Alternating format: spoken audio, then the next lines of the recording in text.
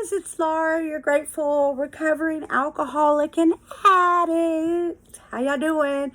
It is Tuesday, and I figured that I would come on and make a video. I made a video last week about my brother, and then I deleted it. Then I didn't have enough storage on my phone. Yada, yada, yada. So I am... Shit. I am going to make a video, damn it, about my brother. So, my brother was born in 1964, and he was 3.5 years older than me. I was the only girl, and he was my only sibling. My mom had him when she was 15, and we grew up in, I'm going to say, well, I was born in Pasadena, but we grew up over around Pasadena until I was 8, and then we moved to League City, Texas, where I was in 3rd grade and my brother was in 6th. We never went to school together except when I was a freshman and he was a senior. My brother was very, very smart. He would read the newspaper front to back, National Geographic, Time magazine, Sports Illustrated. Loved sports. He played every sport that you possibly could play. We fast forward, we get to high school. He's already a star athlete. He was my first remembrance of my brother being a star athlete was he was playing Little League, and he had a grand slam, and they yelled his name over at I was at the concession stand, of course, getting something to eat. You know, me like to eat. And he had hit a grand slam. So that was the first memory of my brother being a star. He was a star from then on, all the way up until he graduated high school. He was the star quarterback of our high school for 4 years. He walked on his freshman year as varsity quarterback, which is unheard of, I believe. I'm not sure exactly, but back then, this is 1983 when he was a senior. That's when he graduated. I was 86, he was 83. So, you know, if you're watching these videos, you know that I was bullied as a child. And so the girls that were waiting to bully me when I got to high school were already juniors and seniors. They were in my brother's grade. Well, my brother is the star of the school now. Nobody's going to bully his sister. I was bullied. They were waiting for me to get to high school. This isn't a video about me. It's about him. But, you know, they were waiting for me, telling me they were going to cut my hair, don't wear makeup, don't wear this, don't do that, you have a big butt. Well, next thing you know, my brother's getting called to the office because apparently he spit on a couple of the girls, which is not good. I don't recommend that, but he was sick of the shit.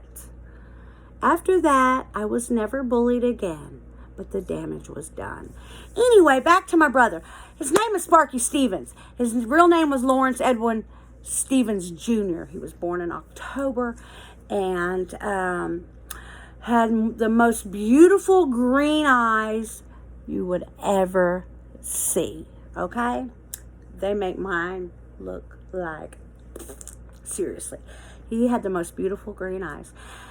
Anywho, he's a star quarterback, and he is a senior, and he hurts his knee in football practice. Only guy on the team that was sober hurt my brother on an accident. I say that because, now looking back, it's like, because I'm an addict for all my life. This guy was the only one. He didn't drink, do anything, and he was the one that was responsible for hitting my brother and hurting his knee. But he's not responsible. It was an accident. So, nothing. I'm not here to bash that person at all. I just want to honor my brother.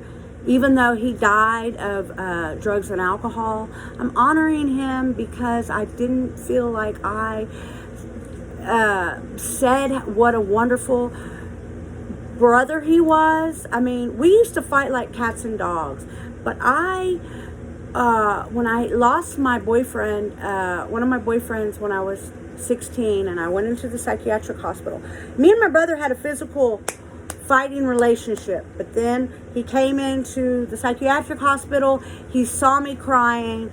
He saw me as a woman, and he never hit me again. We had a wonderful relationship. He was my best friend. We were addicts together, and that was what we had the most in common. Looking back, it's really sad. I know my brother would be so happy right now that I'm making a video to shine his beautiful spirit into the world, because I want people to know that, all the souls that are lost from drugs and alcohol, it's such a shame. So fast forward, so he hurts his knee, and then all hell breaks loose. My mom was having an affair. My mom was doing drugs. My brother was doing drugs. I was doing drugs. We're all doing drugs. Sometimes together. I mean, it sounds terrible, but we moved to California. My 18th birthday was out there, and me and my brother were fighting because he used to embarrass the shit out of me. And I always would be the most fucked up in the room, but you couldn't tell because I learned at an early age what drugs affected me, how they affected me. I didn't want to crawl around on the floor and things like that I had already done before. And I must have looked in a mirror or something. I was like, holy hell, you can't do that. So, I'm going to say that my brother didn't know how bad my addiction was. And I knew how bad his was. And I tried doing something about it. I knew the doctors that he was going to. I called them and told them not to give my brother any drugs. I called the DEA and told the DEA on a recorded message, do not give this guy. The doctor, Dr. Jebko at Gallery Medical, address, what they're doing over there. This quack doctor is killing people, and he's fixing to kill my brother.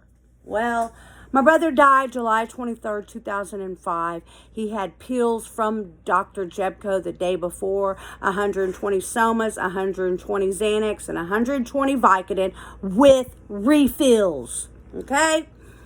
This is in 2005, and they keep it, what's the word? No, they don't. You can still get them, but that's why they're selling all the fentanyl and stuff. But they have it more recorded on a computer. That's why if you go in and you buy Sudafed or whatever, or do the things that you're trying to do that you did then, it's harder to do. So I hear. I was always a go fast girl. I didn't like pills.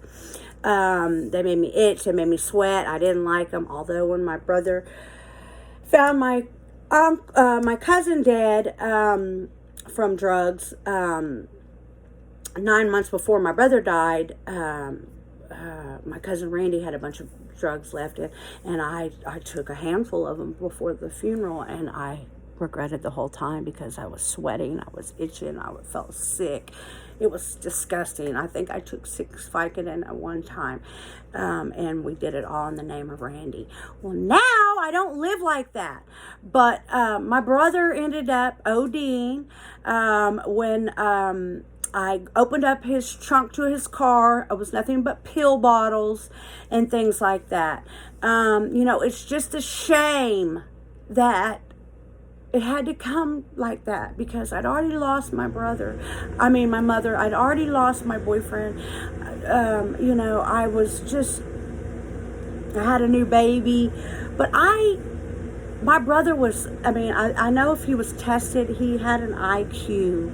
He was so intelligent, but so bored. Because we grew up around addiction, and that's all we knew. But I guarantee you, as God is my witness today, if I was sober, well, I am sober, but if he was alive and I'm sober, he would be sober too. He would. We were two peas in a pod. I love him. He used to watch nothing but football, all sports. He was a great golf player, baseball, basketball, everything. Now I want to talk about what a wonderful, wonderful uncle he was. He was the best uncle to my daughter, Bailey. They had a relationship that you've never seen before. You've never seen before, and I haven't seen it yet. My fiance and my granddaughter Ava, they're pretty tight, but this is something that just really special. So, if you have loved ones that are maybe going through some addiction problems, I just wish somebody would have really looked at me and said, "Hey, Laura, are you really okay?" I know they did, but nobody really ever really tried. You just ask once. You really got to pry in there. And I knew how bad my brother was. I knew, and that's why I was trying to do something about it. But I was in active addiction myself. So I love my brother. I wanted to make a video where it showed how much I loved him, how much I was blessed with him, with the 40 years that he was alive. It's just a shame that he didn't get to live the rest of his life to, where we are today, because, life really is grand and peace is on the inside. I just thankful that my mom and my brother are together, and Randy and, all the other people, my girlfriend Carrie, we've lost some drugs and alcohol. And, if you're struggling, reach out. And while I've got you on this channel, my What a Girl Needs in Recovery group on Facebook is over 2,300 members. So shout out to What a Girl Needs in Recovery. We're all over the world. I do a morning reading with One Day at a Time book. I read it every single morning for the last 3 months. If you haven't got an invite, come on over there and send me a request and I'll get you on. And I'm on step 10. When I get to step 12, I'm going to bring people on live. But this video is for my brother, to honor my brother, and to, let's kick drugs in the ass and put the drug dealers out of business, and stay clean, stay sober. God bless y'all.